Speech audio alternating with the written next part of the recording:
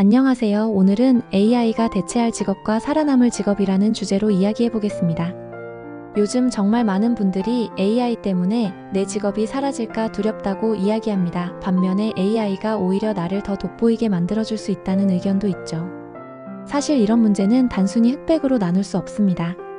오늘 영상에서는 AI가 분석한 보고서와 여러 전문가 자료를 바탕으로 어떤 직업이 대체될 가능성이 높은지, 또 어떤 직업은 오히려 살아남거나 더 중요해질지 구체적인 사례를 들어서 이야기해 보려고 합니다. 물론 이건 단정이 아니라 가능성과 전망에 대한 이야기입니다. 여러분이 직접 생각해보고 준비할 수 있는 계기가 되었으면 좋겠습니다. 먼저 AI가 대체할 가능성이 높은 직업부터 살펴보겠습니다. 가장 먼저 지적되는 건 단순 반복적인 서비스 업무입니다. 예를 들어 패스트푸드 매장 카운터 직원이나 카페 주문 담당입니다. 지금도 이미 많은 매장에서 무인 주문 키오스크가 표준이 됐습니다. 모바일 앱으로 미리 주문하고 픽업하는 것도 일상이죠. 글로벌 체인들은 무인 매장을 실험적으로 운영하면서 인건비를 줄이고 효율을 높이고 있습니다. 한국에서도 특히 인건비 부담이 큰 도심 매장부터 이런 변화가 확산될 것으로 보입니다. AI가 분석한 자료에서는 2030년까지 이런 무인화가 더욱 가속화될 가능성이 크다고 이야기합니다. 두 번째는 콜센터 상담원입니다. AI 챗봇과 음성인식 기술이 놀라울 정도로 발전했습니다. 한국의 주요 통신사나 은행에서도 이미 간단한 문의는 AI가 처리합니다. 예전에는 고객들이 AI가 상담을 제대로 할 수 있겠어? 라고 회의적이었지만 최근에는 오히려 빠르고 정확하다고 평가합니다. AI 분석과 맥킨지 보고서에서도 콜센터 상담 업무는 자동화 위험이 매우 높은 직업군으로 분류됩니다. 앞으로는 복잡하거나 민감한 상담만 사람이 맡고 단순 상담 인력 수요는 크게 줄어들 가능성이 높다고 전망됩니다.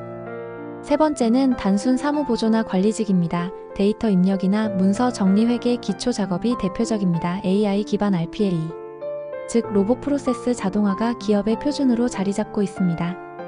예전에는 사람이 일일이 처리하던 반복적인 업무를 프로그램이 자동으로 처리하면서 인력은 다른 역할로 재배치됩니다. 대기업과 공공기관에서는 이미 이런 변화를 적극 도입하고 있고 앞으로는 중소기업으로까지 확산될 전망입니다. AI 분석 자료에서도 반복적이고 규칙적인 사무 업무는 자동화될 가능성이 높다고 평가합니다. 네 번째는 톨게이트 요금 징수원과 주차관리원 같은 직업입니다. 한국의 톨게이트는 거의 무인화가 완료됐습니다. 주차장도 자동 정산 시스템이 표준입니다. 이런 변화는 단순히 비용을 줄이는 게 아니라 인력난 해결과 운영 효율화를 위해 필수적인 전략으로 받아들여지고 있습니다. AI 분석에서는 기술적으로 대체가 가장 쉬운 직업군으로 꼽히며 앞으로 지방 소규모 주차장까지 무인화가 확대될 가능성이 높다고 전망합니다. 다섯 번째는 단거리 배달과 심부름 노동입니다. 자율주행 로봇과 드론 배달이 빠르게 발전하고 있습니다. 한국의 대형 배달 플랫폼도 로봇 배달을 시범 운영 중이고 미국과 중국에서는 상업지구나 대학 캠퍼스 중심으로 상용화가 진행되고 있습니다. 물론 복잡한 골목이나 계단이 많은 지역에서는 기술적 한계가 있지만 상업지구나 신도시처럼 잘 정비된 지역에서는 2030년까지 본격 보급될 가능성이 높다고 전문가들은 이야기합니다.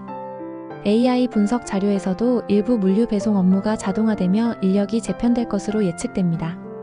여섯 번째는 단순 콘텐츠 제작 직업입니다. 광고, 문구 작성이나 블로그 글, 대량 생산 같은 일들이 해당됩니다. 이미 생성형 AI가 이런 분야에서 적극적으로 활용되고 있습니다.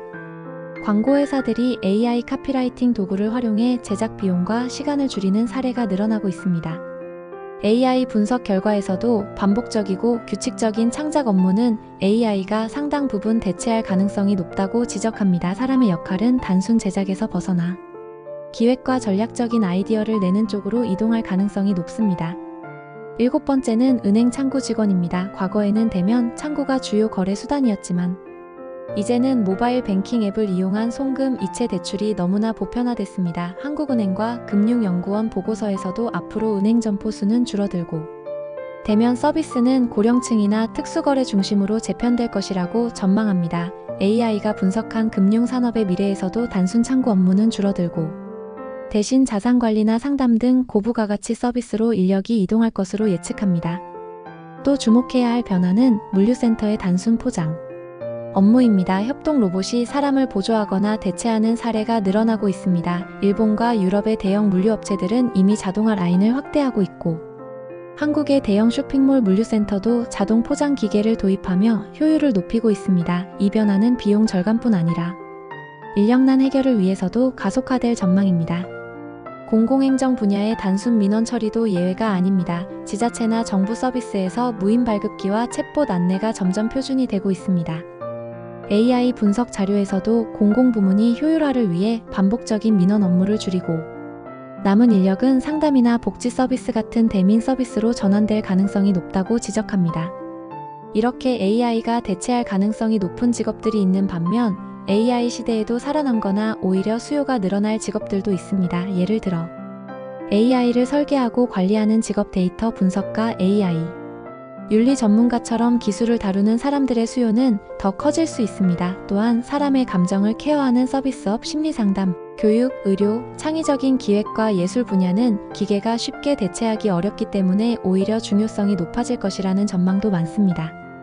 AI 분석 보고서들에서도 강조되는 게 있습니다. 단순히 AI 때문에 사라질 직업을 걱정하는 것만으로는 부족하다는 겁니다.